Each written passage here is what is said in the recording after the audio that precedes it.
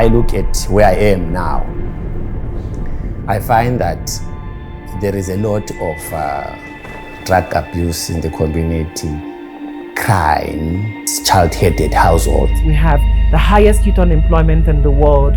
We still have a lot of people living below the poverty line. We have challenges. Everywhere you look, there's challenges. My mom had to leave for Cape Town. She got a job in Cape Town. We were left by ourselves to cook for ourselves, make sure we go to school, make sure we've got everything we need. It's just me and my sister. I was a young boy who was forced into a parenthood because now I have this young sister who's 5 years younger than me that I need to look after each and every day. Tikkun started 30 years ago, and the original founders was Bertie Lubner and Chief Rabbi Harris. My dad was launching this initiative called My Afrika Tikkun. The challenge really was to say, what could Afrika Tikkun do? What Cradle to Career means, it means that young people come into Afrika Tikkun to learn. From there, they graduate and participate in the economy. So they become active citizens. They come in here, they've got meals, fresh meals, every time they come here, every day. Like I'm looking at where we start our Cradle to Career model, the little ones, they've got 4 meals a day. We know what the role a meal means to a child who is growing up. I enjoyed a whole lot of programs that changed me, and the people there, they make you want to change because there's so much positivity within Afrika Tikkun that you just kind of like get used to such positive energy within the structures of Afrika Tikkun. And as long as I can help facilitate more and more your children and young people to come through our ranks and create a movement for change that will take this country to where we want it to be, and hopefully by extension the continent, we've got hope. Our hope is real and tangible. A big differentiating factor about Afrika Tikkun is that we're not there just to do food parcels like we started in the beginning. We are invested in our youth. We invested in our beneficiaries. They come to our community center.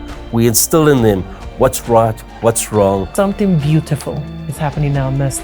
And it's that something beautiful we want to show our funders, want to show our donors, but more importantly, to tell our young people that if you put your mind to anything, you can do it. People have been given opportunities, that there's a job market that's available to them, that they can go out into the job market, earn money, create wealth, create opportunities.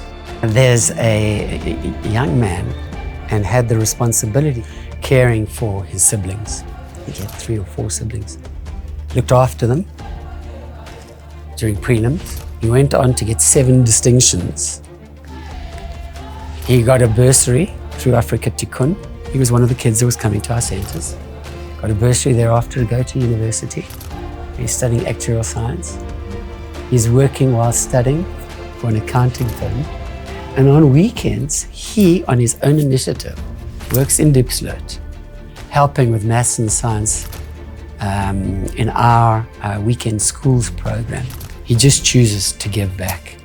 An individual like that tells me why we do so much of the work that we do. No one would think of a kid who comes from a notorious township like Diepsloot.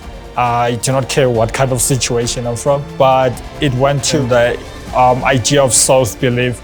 I think it's something I had in myself, something, after seeing the sense of life, after seeing how much potential that I have in myself, that I contain in myself, how I can utilize it.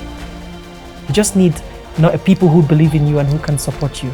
And so if you see our young people in spelling bee competitions shining, in debate shining, you realize that when we say people have potential, they do.